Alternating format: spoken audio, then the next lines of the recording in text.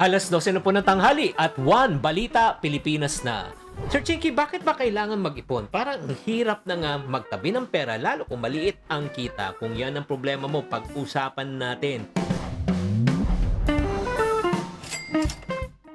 Una, bakit ba kailangan natin mag-ipon? Number one, because of financial security. Ang pag-iipon po ay tinatawag nating safety net. Just in case may biglaan gastusin na hindi mo inaasahan, meron kang pwedeng puntahan at di ka mangungutang. Pangalawa, syempre, bakit ba talaga nag-iipon? Kasi meron tayong mga goals, di ba? Meron tayong goals para sa sariling bahay, negosyo, dream vacation. Kailangan natin mag-ipon. Pangatlo, kailangan mo rin ng tinatawag na emergency fund. May naitabi ka na ba na 1 buwan o 3 buwan na iyong mga gastusin? Parang hindi ka nangangayamba, kunyari mawalan ka ng trabaho, meron kang pondo na itatawid ka. Pang-apat, bakit natin kailangan mag-ipon? Para maiwasan ng utang. Kasi kung may utang ka, hindi mo kailangan mag-utang. Pang-lima, siyempre gusto natin mag-build ng ating kinabukasan. Ang ipon ang unang hakbang sa pag-i-invest, pagpapalago ng pera. Ano po yung i-invest natin kung wala po tayong pera? Number 6 po, siyempre, meron tayong retirement goals. 'Di ba? Gusto natin pagtandaan natin, ayaw nating mag-aalala at ayaw tayong maging pabigat sa ating magiging mga anak. At number 7, bakit natin kailangan mag-ipon? Para maging magandang halimbawa at inspirasyon sa mga kapamilya, mga kamag-anak, mga anak, 'di ba? Para tularan din po tayo. Pero sa totoo lang, karamihan po sa atin nahihirapan. Kaya nga, ito yung mga practical tips na pwede kong ibigay po sa inyo para kayo ay mag-ipon. Number 1 po, unahin mo muna natin ang pag-iipon bago gumastos. Yun yung tinatawag po natin, income minus savings equivalent to expense. Pangalawa, i-automate na rin po natin. When you say automate, automatic transfer na po natin sa savings account natin. From your mother account, magbukas ka ng isang account, automatic sasabihin mo, buwan-buwan, 500 o 1,000, i-transfer na dito para mayroon kang secret account. Pangatlo, kailangan po gumawa tayo ng budget. No? I-track po natin ang ating spending. Alam mo, sa totoo lang, pag hindi natin nililista ang gastusin natin, masyashock ka na lang, ubos na ang iyong budget. At syempre, pang-apat na tip, mag-umpisa kahit sa maliit, kahit sa 20 pesos lang kada araw. Malaking bagay na ito. Bakit? Ang pag-iipon naman, di mahalaga naman yung ipon. Ang mahalaga, maging consistent ka. At last but not the least, alam mo, pinaka-importante, kung bakit ka talaga nag-iipon, para maging disiplinado ka. Wala pa ako nakikitang naging yumayaman dahil hindi siya disiplinado. Kaya kung titignan po natin, ang pag-iipon po, mga kabudgetarian, marami pong mga benepisyo. Kaya kahit maliit sa simula, basta consistent at disiplinado, lalaki at lalaki rin ang iyong ipon. Maraming salamat po. Sana na-encourage ko kayo na mag-ipon palalo. Tatandaan, tamang karunungan, tamang disiplina po ang susi sa pagyaman. Bueno mano sa ating One Balita Pilipinas ngayong Webes. Ngayong papalapit na naman ang buwan ng Pebrero, babala ng mga otoridad, mag-ingat sa scammer. Aktor na mula pa sa Singapore, Pilipina pa ang nambiktima. I'm a church member, and to be caught in something like this is unforgivable. Nanahagip ng tren sa Taiwan habang nagse-selfie, stable na raw ang lagay. Pero posible naman daw siyang maharap sa asunto. Paalala sa mga magulang, bantayang maigi ang mga anak. 1 taong gulang na bata sa Bohol, patay matapos mahulog sa timba ng tubig. Mga pinagtalunang probisyon sa Anti-Adolescent Pregnancies Bill, binago na ni Senator Risa Hontiveros. Kasama sa idinagdag pagtitiyak na hindi inaalis ang papel ng magulang sa sex education. At comeback movie ng tambalang Jolina Magdangal at Marvin Agustin, tuloy na tuloy na. Balitang mainit-init pa! Yan ang latest sa showbiz sikahan. Ngayong tanghalian, kasalo si Cheryl Cose. One Balita Pilipinas!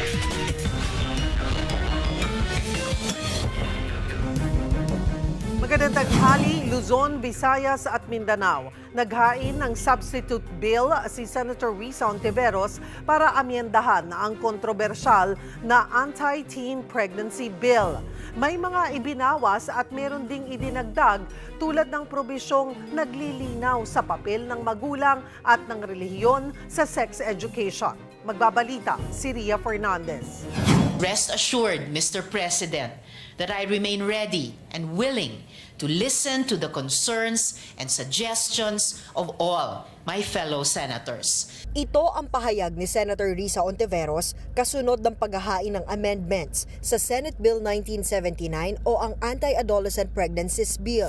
Kabilang sa inalis ang mga salitang guided by international standards. Na-misinterpret daw kasi ito na mas magiging liberal na ang Pilipinas. Nilinaw rin sa bagong bersyon ng panukala na limitado lang ang comprehensive sexual education sa mga edad 10 pataas. May probisyon din na tinitiyak ang parental authority at ang academic at religious freedom. Inihain ni Ontiveros ang substitute bill matapos na sumulat ang 7 senador kay Senate President Cheese Escudero para bawiin ang kanilang pirma sa orihinal na panukala. Yan ay sina Senators J.V. Ejercito, Nancy Binay, Cynthia Villar, Bongo, Jinggoy Estrada, Bong Revilla at Loren Legarda. Si Binay aminadong kailangan solusyonan ng lumulobong teen pregnancies. Pero kailangan pa raw pag-usapan ng mga tanong sa panukala. Nakinig din tayo dun sa clamor ng ating mga kababayan na even the President raised certain issues against the bill. And hindi pa nga napupunta sa Presidente, may pronouncement na siya. Si Villar hindi raw tumututol sa panukala pero gumagalang daw sa mga nagpahayag ng alinlangan dito. Ganun din si Revilla. Para sa peace of mind ng lahat, siyempre may apo ako, may anak ako, we have to protect them. So, umasa kayo na kasama nyo kami sa laban na yan. Sigo naman, hindi raw sang-ayon sa mga panukalang makasisira sa halaga ng pamilya at pananampalataya. Si Estrada, nag-alinlangan naman daw sa salitang international standards. Hindi ko alam yung kung ano yung international standards. So, upon review, medyo hindi ukma sa kultura natin. Pero si Senadora Amy Marcos naniniwalang hindi pa napapanahon na bawiin ang pirma niya bilang suporta sa panukala. Ang dami-daming basurang nababasa, nakikita sa internet na hindi naman totoo. Wala tayong pagnanais na tanggalin ang parental authority. Maging ang dating senador na si Education Secretary Sonny Angara naniniwalang dapat pa ring suportahan ang anti-teen pregnancy bill. Maraming bata na nabubuntis na di nila alam bakit sila nabuntis. Bukod doon, di nila alam yung responsibilidad ng pagiging buntis. Ang Palawan-based non-government organization naman na Roots of Health umapila kay Pangulong Bongbong Marcos na pag-isipang mabuti ang planong i-veto ang panukala. Maituturing na raw kasing epidemya ang teen pregnancy sa bansa na umaabot umano ng higit 400 kada araw. Walang dapat ikabahala sa comprehensive sexuality education. Nandito ito para gabayan ang mga kabataan, mga magulang at mga guro kung paano pag-usapan ang mga napaka-importanteng mga topic na ito sa isang stage ng isang bata na dumadaan sa adolescence o puberty. Para sa 1PH, Ria Fernandez, News 5. Mahigit 100 civil society organizations at advocates naman ang pumirma sa isang joint statement na nananawagang ipasa na ang Senate Bill 1979 o ang Panukalang Prevention of Adolescent Pregnancy Act of 2023. Git ng grupo, may karapatan ang kabataang mag-aaral sa impormasyong makakaiwas sa kanila sa maagang pagbubuntis at pananamantala sa paraang tama at akma sa kanilang edad at kultura. Panawagan nila sa mga magulang maging mapanuri sa mga impormasyong ibinabahagi online, lalo na patungkol sa Comprehensive Sexual Education o CSE. At makipag-usap sa kanilang mga anak tungkol sa paksang ito ng aral at walang panghuhusga. Yan ay lalot base sa datos ng Philippine Statistics Authority, bagamat mas mababa na ang bilang ng mga batang ina noong nakaraang taon. Dumami naman ang mga nabubuntis na edad 15 at pababa pa. Habang halos 3/4 ng nakakabuntis mas matanda sa teen moms na posibleng senyales umano ng pang-aabuso at panlilinlang. Para pag-usapan yan, makakasama natin si Dr. Junice Demetrio Melgar, ang Executive Director ng Likhaan Center for Women's Health, isa sa mga grupong nagtatanggol sa comprehensive sex education. Magandang tanghali po sa inyo, Doc. Salamat po sa oras. Magandang tanghali, Cheryl. Glad to be here. Doc, dito po sa panig ninyo, bakit naniniwala po kayong makabubuti nga ang panukalang Prevention of Adolescent Pregnancy Act of 2023, partikular sa ipinaglalaban ninyong kalusugan at karapatan ng kababaihan at disadvantaged groups? Matagal na po kaming tumutulong sa kababaihan, no? Including young women sa mga urban slum communities, poor communities. Kaya nakikita namin diretsahan yung problem talaga ng teen pregnancy, pero hindi lang teen pregnancy, sexually transmitted infection. At yung tingin namin na root kung bakit hindi na-address ito ay yung violence against women. Hindi masyadong nakikita kasi ang mini-measure natin ay adults. Pero yung coercion, sexual coercion, abuse, no? Dahil mas matatanda yung partners nila. Nangyayari madalas yan at kailangan ng protection more than anything. So welcome na welcome namin ito kasi hindi kaya ng mga private organizations, NGOs. Kailangan mo talaga ng government na approach.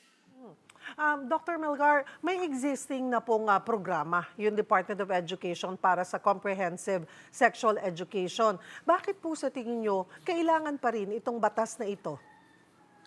Maraming reasons talaga, Cheryl, no? Ang problema natin sa DepEd, kahit na nandyan na yung batas since 2012, although may questions until 2014, hindi gumalaw yung tawag nila doon ay RH education. At pag tiningnan nga natin, 2018 lang nagkaroon ng policy. So parang 10 years na hindi gumagana yung dapat ay pinapatupad ng batas na very protective of our young people. So yun yung isang reason talaga. Tapos maraming panukala dito sa batas na very important, no? Halimbawa yung education ng parents. Kasi napaka-critical din yan, no? Yung parang tinutulig sa yung batas dahil parang ino-override ang parental authority. This bill actually mandates parang parents to be informed and educated and be actively involved. Kasi nga ay alam naman natin a lot of parents kahit willing silang tumulong, medyo anxious, di ba? Hindi sila comfortable about sexuality. And that's why meron din sanang training and orientation for them in this bill. Malinaw po na walang nabanggit tungkol sa, ito controversial, yung masturbation ng 4-year-old sa panukala. Wala po tayo makikitang ganon. Pero may mga nag-aagam-agam po na ang maagang pagtuturo raw po sa kabataan tungkol sa sex ay nagiging dahilan din para daw maaga nila itong subukan. Ano po ang take nyo on this, Dr. Melgar? Well, as a mother who had a teen son, now 30, at marami rin ako, I work in the community, I work with colleagues na may mga anak. Talagang alam namin, hindi kami nagpipiring-piringan, sexual curiosity is common among everyone, even adults, but especially in children, na alam na nagde-develop yung body. Kaya nga ang tawag ay age-appropriate and development appropriate, di ba? Kasi they're naturally curious about what's happening in their bodies. Sometimes they touch their genitals. Hindi sila hindi ito with malice, natatouch lang nila dahil nandyan sa katawan nila at may mga nerve endings yan na talagang medyo masarap, di ba? Nakakakiliti, etc. So ang tanong nga niyan, how do we explain that to the young children? Do we spank them? Do we scold them? Do we tell them, oh, you're so immoral, bastos, manyak, etc.? Or do we tell them, oh, anak, talaga, that's natural. You're discovering your body. Your body's beautiful, talaga. Your whole body's beautiful. Pero that thing that you're doing, you have to do that in private because yun na nga, a lot of people are scandalized, di ba? And people, and young people pick that up, di ba? Yung ating parang nadidiri tayo sa sexuality. Young people pick that up. And that actually results in them having very negative attitudes na kailangan ikahiya ito, dapat itago ito. Imbes na, di ba, they grow, they acknowledge it, and then they move forward. Kasi yun naman yung lessons ng maraming parents. You answer their questions and then they will eventually, developmentally, they will go on to other things. Kaya importante sa DepEd ito, kasi maraming ang parents hindi nasasagot yung basic questions na yan. Basic questions, saan ba paano ba nabubuntis? Hindi rin nasasagot. So, kailangan ng teachers involved as parents, di ba? There is a law, I think the legal term na, parents din naman sila, state parents sila, augmenting, di ba? Augmenting, nagdagdag doon sa mga kulang na binibigay ng mga parents na marami. Naghain na po si Senator Risa Ontiveros na principal author ng Panukalang Prevention of Adolescent Pregnancy Act of 2023 ng substitute bill nga po kasunod ng mga batikos. At ito nga po, nasa 7 senador din. Ano po ang nagpahayag po at sumulat kay Senate President Jesus Cordero na binabawi, inaatras po nila yung suporta dahil kailangan pa raw marami pang pag-usapan ukol po dito sa bill na ito. Isa-isahin po natin yung substitute, yung pong ipinunto sa substitute bill po na sinubmit po ni Senator Ontiveros. Una po ay inalis yung katagang guided by international standards. Tingin nyo kailangan ho talagang tanggalin yun? Actually, hindi. Napaka-innocuous yung term na yan. And standards, we use that everywhere. Sa medical people, yung may standards ka kasi pagka madumi yung iyong clinic o hindi ka marunong, ay baka ma-hurt yung pasyente. Even teachers have standards. So they would say, mga 75% is passing, di ba? Pag 74 ka o hindi, baka kailangan aralin, di ba? Especially now that we have problems with scholastic yung achievement so kailangan mong may medyo bottom line ka na hindi para quality at para I think for students ay parang mas matuturuan nga sila, no, kung pumapalya halimbawa sila sa if they're still very anxious or very negative about their bodies, then teachers can flag that and then they can identify baka mga ganitong mga exercises, no? Like decision-making exercises. Do I go on a date? Do I have a boyfriend? Inaano yan? Inaaral. Kasi aral na nga ngayon yan. And there really are education experts in the same way that there are health experts like the WHO. May ganyan din. So, sana sa hindi natin ay ini-interpret na pinapakialaman nila and that they can go beyond ang sinasabing culture, no? Never. Because even when you look at the standards will say dapat culturally appropriate. So, this is very sad because Senator Risa is among maybe the most decent senator that we have right now. And it's so sad that people are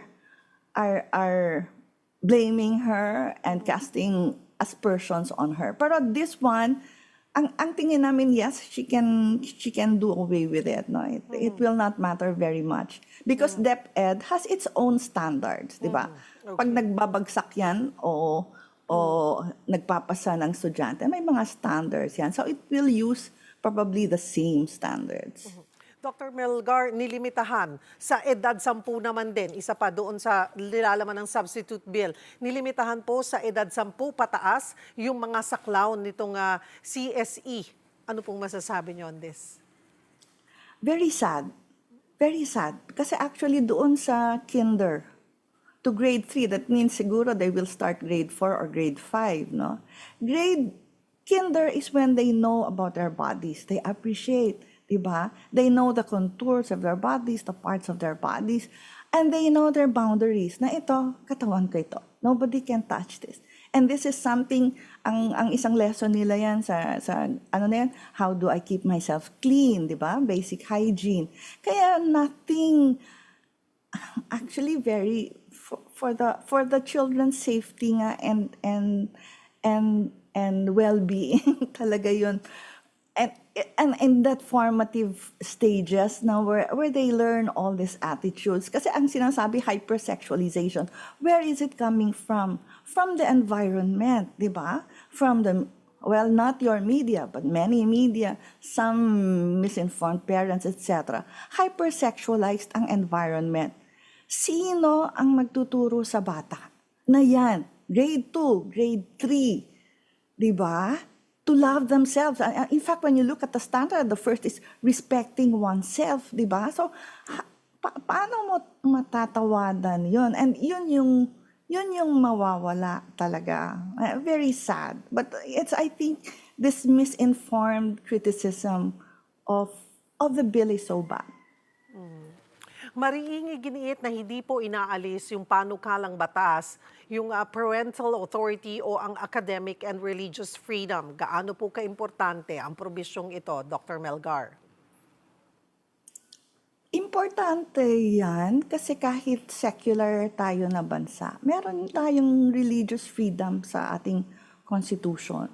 Ibig sabihin, we have different faiths at ang kailangan ay, of course, your government will respect all, di ba? Hindi pwedeng isang relihiyon lang ang mananaig. Ngayon, kung ikaw ay parent na under the RH law kasi, sana ipo-point out ko, sa ilalim ng RH law, may term na flexibility. Pagdating sa private schools, bagamat dapat ituturo yung sexuality education, how you teach it will be allowed, can be allowed in the private schools, and merong ngang term na they may not even follow the law. Pero sa public, kasi karamihan naman sa public mahihirap na pamilya na talagang kinikilala ng problema ito, di ba? So may freedom, you can opt out, you don't really like it or you prefer to do homeschooling dahil nakaka-afford naman kayo, then by all means, do that. There's nothing that stops you. There's nothing that will punish you. Dito po sa nag-viral na video, reaksyon ng Pangulo, nag-react ang mga sumusuportang senador. Ano po ang ating apela, mensahe po, hindi lamang po sa Pangulo, sa mga senador, at maging po sa taong bayan on this particular bill po? Well, I hope they disregard, I don't know if they can disregard that it's election time next season. Pero I'm appealing to their intelligence. I think, alam ko kung matatalino yan, may mga anak yan. At alam din naman natin, I think common yung ating interest na proteksyonan yung ating kabataan. And I would appeal to them to read. Kasi hindi ka pwedeng dagsa-dagsang mag-react and react negatively and very strongly to the point of vetoing a very, very positive bill. Kailangan talagang aralin din at kailangan tingin ko yung big principle ay respect for the people that are clamoring. Kasi hindi lang naman ito si Senator Risa has been consulting. DepEd has been consulting. So hindi naman tayo magpadala-dala sa mga opinion ng iba na walang support nga. Actually, I would ask them, saan ba yung evidence dyan sa claims nyo na yan? Kasi hindi pwedeng, yung parang you frighten, yung nag-fear monger ka. I think that's the worst kasi you're leading people not to be able to do critical thinking. Politicians should be able to cultivate critical thinking, di ba? Nananatili pong tabu ang usaping tungkol po sa sex at reproductive health sa Pilipinas na nagresulta nga po sa maagang pagbubuntis at pagkakaroon ng sexually transmitted disease. Habang patuloy po ang debate dito po sa comprehensive sex education, paano po dapat, Dr. Melgar, gabayan ng mga magulang ang kanilang anak kaugnay po ng paksang ito? Actually, hindi naman tayo tabula rasa dyan, no? Ang dami na nga. Even this DepEd's efforts has started even before that 2018, no? So there have been mga teachers on their own knowing about how useful sexuality education is. So may nagtuturo na. Tapos maraming mga grassroots organizations sa community talaga ang nakikipag-usap sa parents. Kaya kami, for example, very confident kami na walang parents na magrereklamo sa poor communities where we work because they understand. In fact, a lot of them were really offended when the people in one video were saying parang magnanakaw ito, pinasok tayo ng magnanakaw. Pero sa communities namin, pinag-uusapan na yan, nagkakaroon ng I will not say it's an easy topic, but difficult topics are important, di ba? Kasi that's the only way you can harmonize very different interests, different developmental needs of many groups, di ba? Including yung bridging, yung kabataan at yung mga magulang. Kaya kailangan sana talaga yon. Marami pong salamat sa inyong oras, Dr. Junice Demetrio Melgar ng Likhaan Center for Women's Health. Magandang tanghali po. Sa iba pang balita, nagbabala ang mga eksperto tungkol sa pagiging virus carrier ng mga paniki. Pero sa isang lugar sa Thailand, payapang naninirahan ang mga paniki kasama ang mga tao. Para bigyan ng mukha ang balita, Mobile Journal, Francis Orso. Madalas na kinatatakutan ang mga paniki, lalo na kung malalaki ang mga ito. Pero dito sa Chonburi, Thailand, payapa silang naninirahan sa sagradong templo kasama ng mga tao.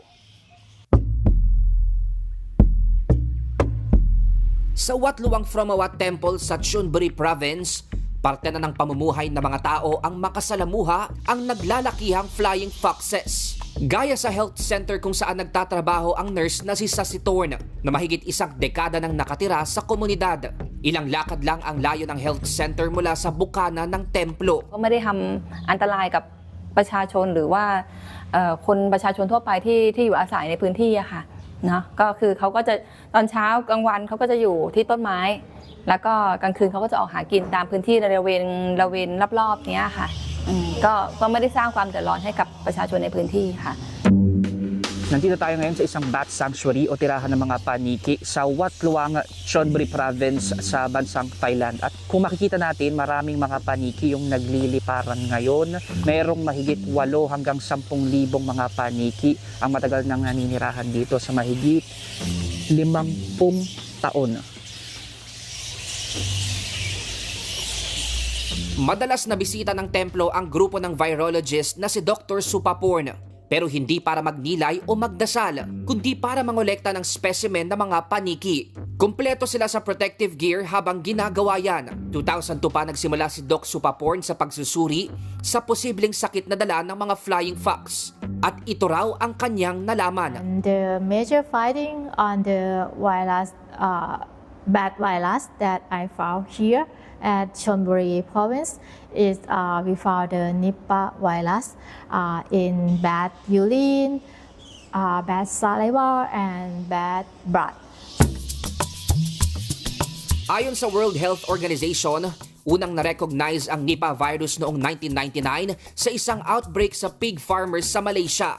Una naman daw itong tumama sa Bangladesh taong 2001 at mula noon, halos taon-taong nagkaka-outbreak sa naturang bansa. Matapos na makumpirmang sa habitat ng mga paniki nang galing ang virus, kasama na rin sa mga bansang tinukoy ng WHO na at risk for infection ang Pilipinas.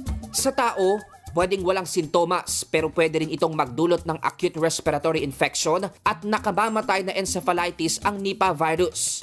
4 na araw hanggang 2 linggo ang karaniwang incubation period nito at kadalasang paunang sintomas ang lagnat, pananakit ng ulo, muscle pain, pagsusuka at sore throat. Sa ngayon, hayop pa lang ang nakitaan ng Nipah virus dito sa Thailand. Ligtas pa rin naman silang nakakasalamuha ng mga tao sa komunidad. Pero sinisikap nila Dr. Supaporn na ipaintindi pa ang panganib na bitbit na mga paniki. That we show them that there is a list here.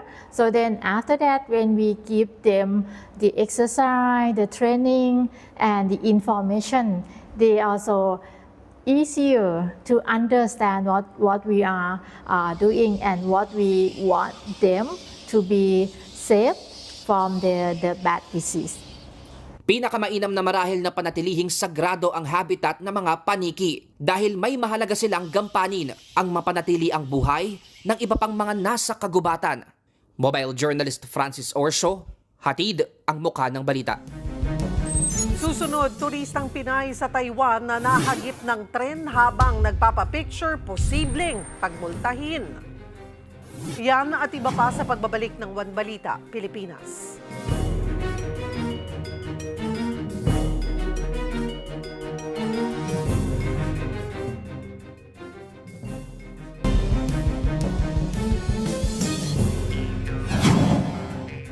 Nakalaya na ang 17 tripulanting Pinoy na 1 taong hinostage ng mga rebelding Houthi sa Yemen. Ayon mismo kay Pangulong Bongbong Marcos, nasa pangangalaga ngayon ng Philippine Embassy sa Oman ang mga Pinoy seafarer. Inaayos na raw ang pagpapauwi sa kanila sa Pilipinas para makasama na ang kanilang mga mahal sa buhay.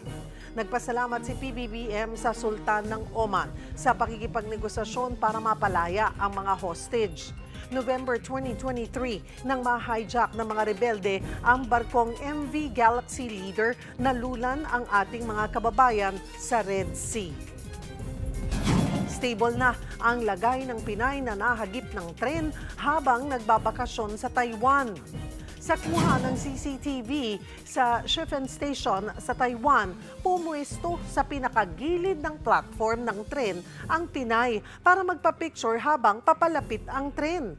Pagtaas ng Pinay ng kanyang kamay, saktong dumaan ang tren kaya nahagip siya. Nahulog din ang biktima sa siwang sa pagitan ng tren at platform. Nasugatan siya sa ulo at dibdib at kinailangang operahan. Kaugnay niyan, makakausap natin si Attorney Cheloy Garafil, ang chairperson ng Manila Economic Cultural Office o MECO. Magandang tanghali po sa inyo, ma'am. Magandang tanghali, Ms. Cheryl, at sa lahat ng inyong tagapakinig at tagapanood. Ma'am, kumusta na po yung lagay ng ating Pinay na kababayan na nahagip nga ng tren? Yes, ma'am. Kahapon nga po ay nag-undergo siya ng spine surgery para sa kanyang mga injuries dun sa pagkakahagip niya sa tren. At maganda naman at naging successful ang kanyang operation. Ngayon ay nasa hospital siya, nag-recuperate. At kasama niya na ngayon ang kanyang mister na dumating kaninang madaling araw sa Taipei para siya ay samahan. Okay. Ano po ba? Talaga po bang bakasyonista lang po siya dyan? Ano ho ba ang niya? Status po niya, tourist lang po?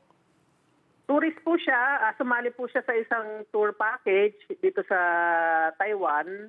At yun nga po, ang Shifen, yung isa sa mga tourist spots na pinuntahan nila. At yun nga, kasama ang palad, na-aksidente naman po siya. Pero yun nga, ang magandang balita, naging successful ang kanyang operation. At it will take about 2 weeks bago siya makauwi sa Pilipinas kasi hintayin siya na makaupo siya comfortably bago siya iuwi. Well, yung pong paano po yung hospital bills? Sino po ang sasagot? May bibigay po ba tayong assistance? Kasi I'm sure hindi po rin biro yung halagang aabutin po ng kanyang pagpapagaling at pagpapa-ospital po dyan. Ang maganda naman dito, ma'am, ay meron po siyang travel insurance. Kaya yun po ang sasagot nung kanyang medical expense.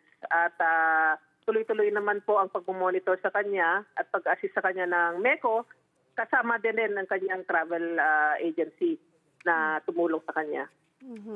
May mga report din po na kailangan daw magmulta ng Pinay dahil nga po sa paglabag sa Railway Act sa Taiwan. Ano Yes po nga ang po, update? yes po, may nabasa nga po kaming ganyang balita. Pero so far, wala naman pong nag-reach out sa kanya or sa MECO with respect to any violation. Sana hindi naman totoo yun. Pero just in case po na ipursue pa rin siya, MECO will assist her in any way possible. Ano pa po ang assistance na ibibigay ng MECO sa kababayan po natin? Kasi gaano daw po katagal pa bago po siya maka-recover or makauwi? Ma'am, 2 weeks po siya sa hospital pa kasi i-rehabilitate pa siya, mag-undergo pa siya ng physical therapy. Pagka nagkaroon po ng pagkakataon na siya ay makaupo comfortably, doon po pwede po siyang iuwi na sa Pilipinas. Ang MECO naman po ay always there. Every day po, binibisita po namin siya para just to make sure na all her needs are taken care of. So nakausap na po natin, nakausap nyo na po. Nakakausap naman po. Nakakausap naman po siya. She's stable and responsive. At actually, nababasa nga niya yung mga posts sa Facebook and sa social media about the incident. At in high spirits naman siya kasi nandun na rin naman ang kanyang mister. Ano pong mga nabanggit niya? Ano pong mga napag-usapan nung binisita po siya? Ano rin po ang sabi niya dun po sa nangyari sa kanya? Well, nakakausap basically niya ang staff ng travel agency and yung aming representative doon. Maganda naman ang kanyang sitwasyon, and at least hopeful siya na it's her second life, kumbaga, 'di ba? So, pag nagpapasalamat pa rin siya na maganda yung naging pagtugon sa injuries niya at naging timely yung pagpunta sa kanya sa ospital. Siguro po, Ma'am Jeloy, ano na lamang po ang paalala natin sa mga turista sa ibang bansa kasunod po ng insidenteng ito? Yes, ma'am. Yun nga po ang gusto namin i-remind sa lahat ng ating mga turista. Hindi lang yung mga pupunta dito sa Taiwan na siyempre may mga safety protocols lalo na sa mga tourist spots na medyo delikado, especially kung may incoming train or medyo high risk yung mga lugar. Observe po natin yung mga safety protocols at saka rules. Siyempre minsan common sense lang din. Siyempre kung alam natin na medyo delikado, bable ikat na lang po. At make sure lang na lahat ng mga rules and regulations po with respect to the country that we're visiting ay sundin po natin. Marami pong salamat, MECO Chairperson Attorney Cheloy Garafil. Isa pang paalala ng mga otoridad, mag-ingat ngayong malapit na ulit ang buwan ng mga puso. Mas nakaka-heartbroken daw kasi ang mass scam gaya ng nangyari sa isang aktor sa Singapore na naloko ng Pinay na nakilala niya online. Magbabalita si Gerard de la Peña. Sa susunod na buwan pa sana magbabakasyon sa Pilipinas ang Singaporean actor na si Lawrence Pang. Pero napaaga siya para ireklamo ang Pinay na nang scam sa kanya sa isang dating site. I went online to search for a suitable candidate, if I may call it. And I found a few, but this is the only one who responded to me. All right? And I made it quite clear that, I'm strictly here for holiday, and I want a companionship to sort of bring me around and all that. Along the way, it got flirty, While we were chatting, got flirty. I said, wow, this girl is flirting with me. And I felt my ego was boosted. Dito na raw siya inalok na nagpakilalang Maika na mag-invest sa isang online store. 10% daw ang kita sa bawat produktong maibebenta. Mula $1,000, umabot daw sa $35,000 o halos 2 milyong piso ang na-invest niya.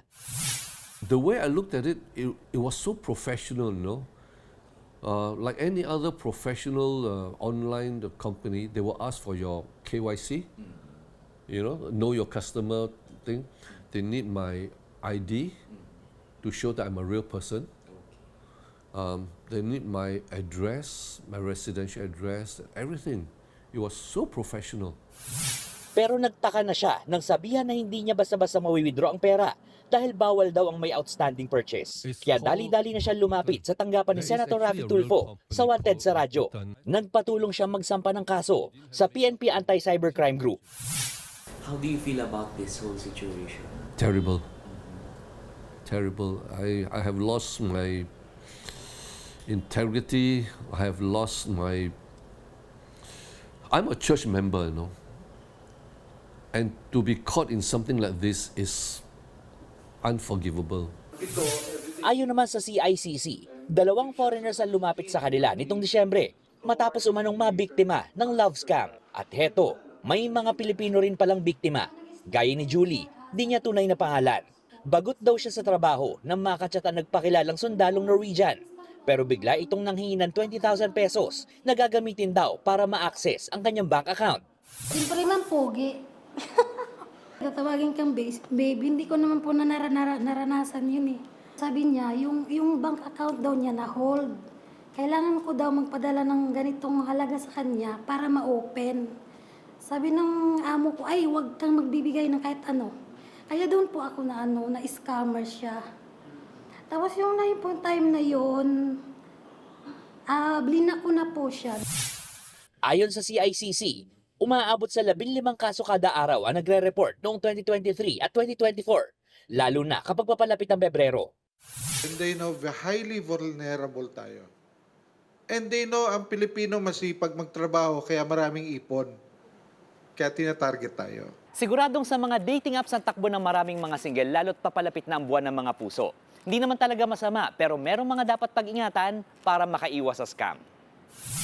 Para maiwasang ma-scam, dapat X na sa mga red flags na ito na inilista ng Scamwatch PH. Masyadong maganda o pogi ang profile picture, walang verification symbol, walang social media account, ayaw makipag-video call o makipagkita, at lalo na kapag humihingi na ng pera. Payo rin ng CICC, iwasan muna ang messaging apps gaya ng WhatsApp at Telegram kung saan na ire-report ang bulto ng mga kaso. Para sa 1PH, Gerard de la Peña, News 5. Susunod, 1 taong gulang na batang lalaki patay matapos malunod sa timba. Yan at iba pa sa pagbabalik ng One Balita, Pilipinas.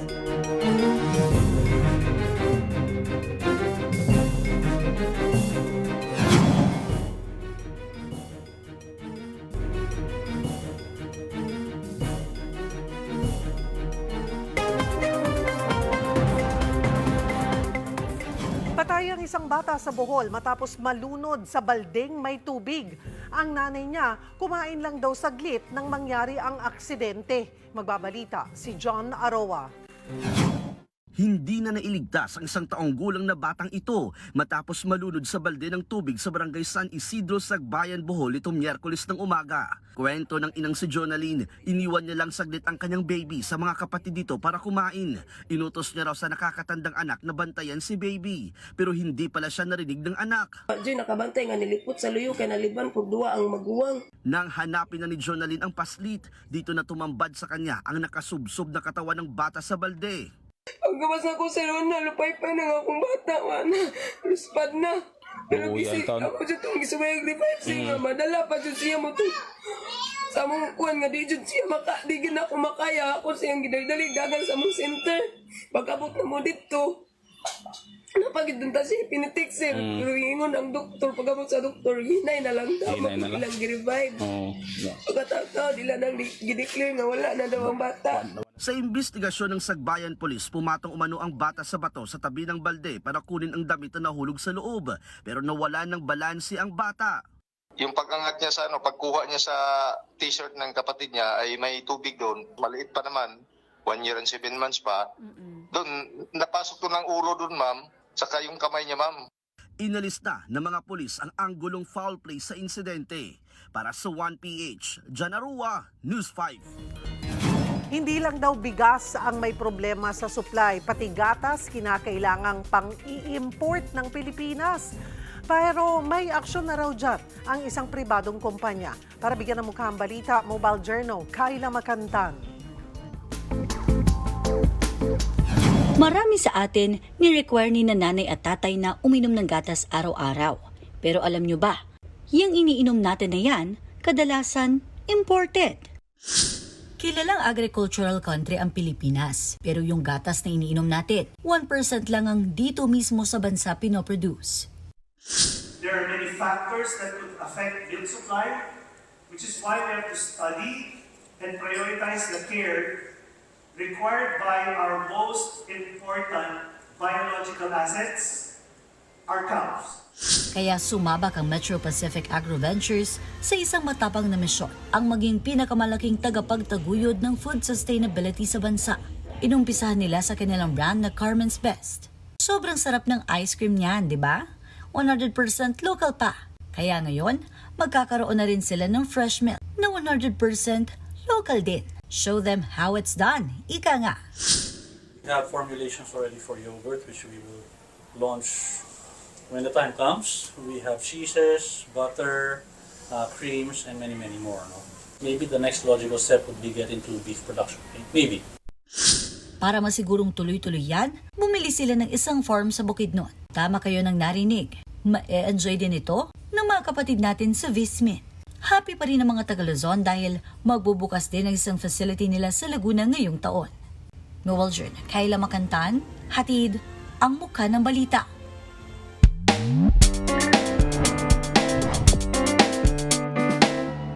Magandang tanghali mga kapatid. Naging inspirasyon para sa cancer patient na si Portia, ang Nations Girl Group na Bini para labanan ng kanyang sakit.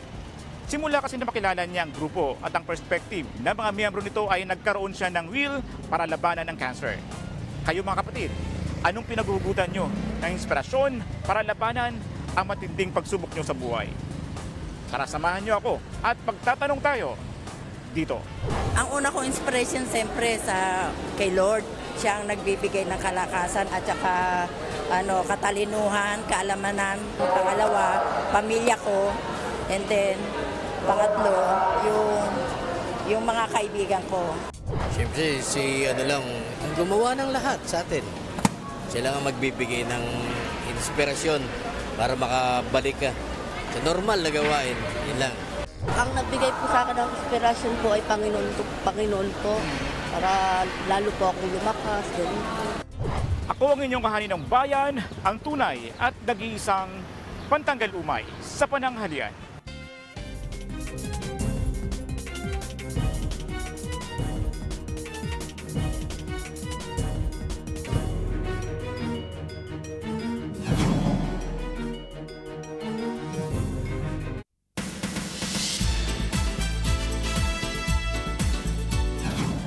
Mga kapatid, muling magpapakilig ang love team ni na Jolina Magdangal at Marvin Agustin sa kanilang reunion movie na XX Lovers.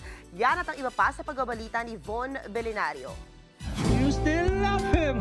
I don't love him anymore. Ako, in love sa kanya? No. Trailer pa lang, damang-dama na ang kilig mula sa OG rom-com royalty na Marjo o sina Marvin Agustin at Jolina Magdangal. Para yan sa reunion movie nilang XX Lovers. Kaya ang supporters na sumugod sa kanilang MediaCon at FanCon, hindi magkamayaw lalo ng kantahin ni na Marvin at Jolina ang hit song na Tameme.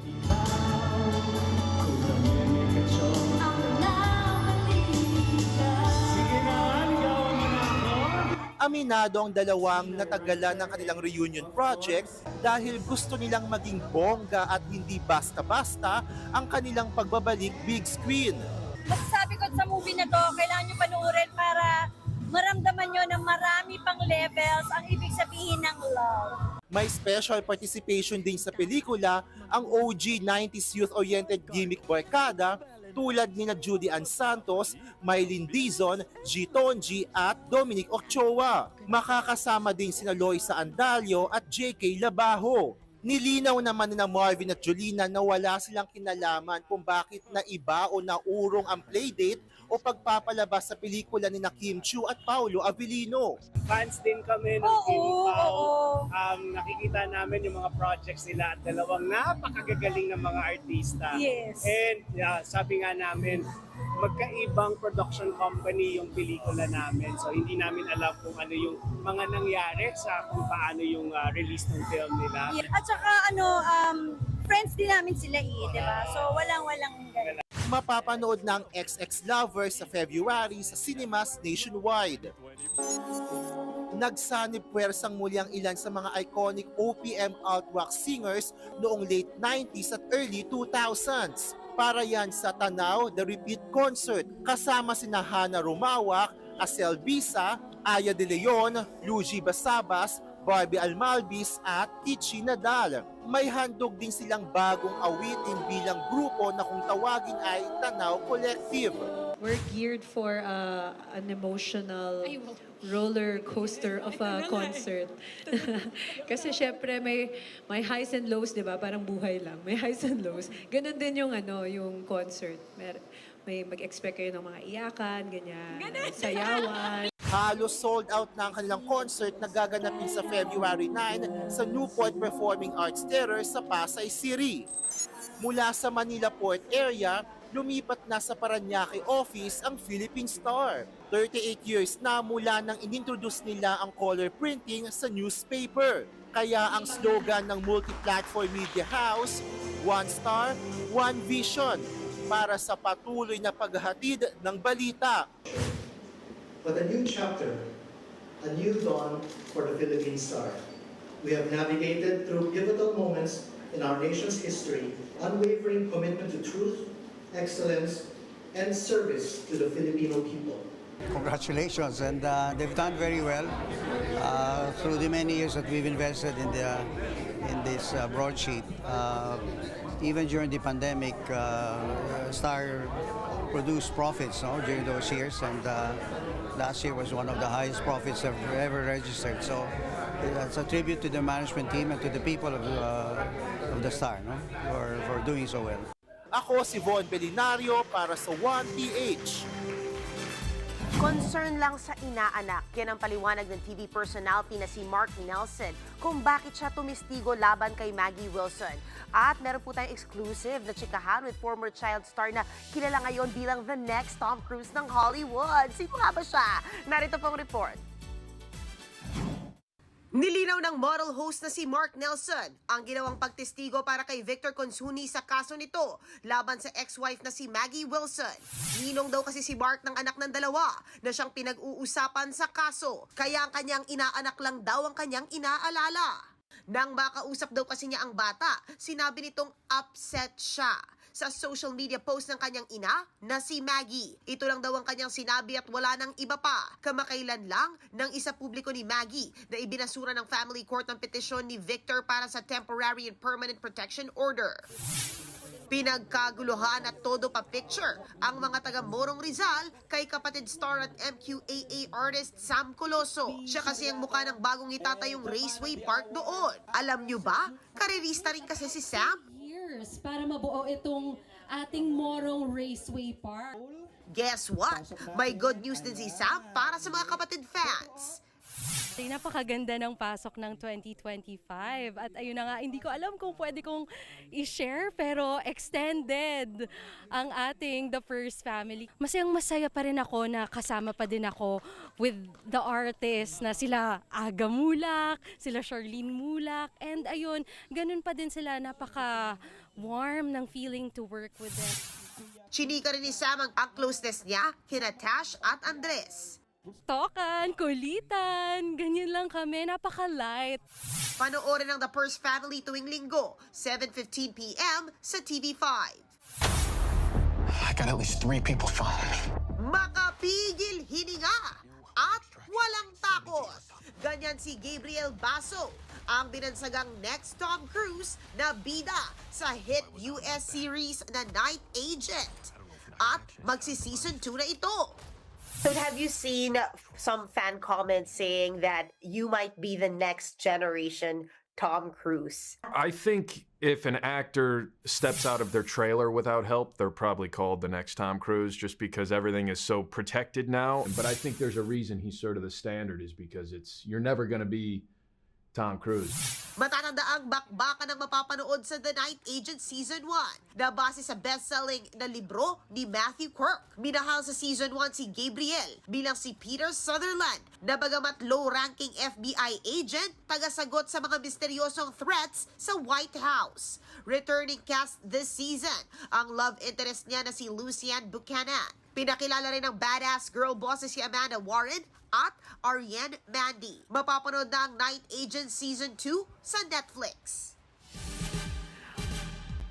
Alright, yan muna ang latest sa showbiz. Balik sa'yo, Cheryl. Thank you, MJ. At yan po ang mga bumabanderang balita at public service sa inyong tunay na kasalo sa tanghali. Hanggang bukas, dito sa Balita magpapabusog sa inyong kaalaman. Ako po si Cheryl Quosim. Kami ang 1PH, teleserbisyo para sa Pilipino.